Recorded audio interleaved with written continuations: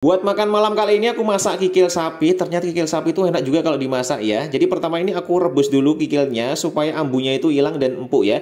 Ngerebusnya aku pakai campuran daun salam sama serai, tapi serainya malah kelupaan nih. Nah, ini direbus dulu kurang lebih sekitar 20 menit sambil nunggu. Kita siapin dulu bahan-bahan bumbu halusnya, bawang merah, bawang putih, lengkuas, kemiri sama jahe. Ini langsung aja di blender sampai halus pakai chopper Mitochiba CH200 dari mitochiba.id ya. Chopper ini tuh punya pisau ganda, mesinnya juga tornado. Jadi buat blender bumbu, daging, MPAS itu bisa cepet banget ya.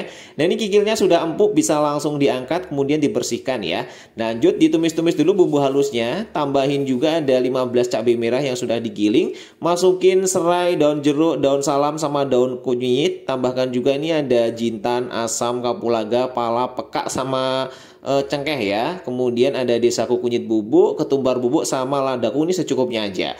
Dah kemudian masukin minyak goreng dan langsung aja kita tumis-tumis dulu bumbunya ini sampai matang bumbunya ya.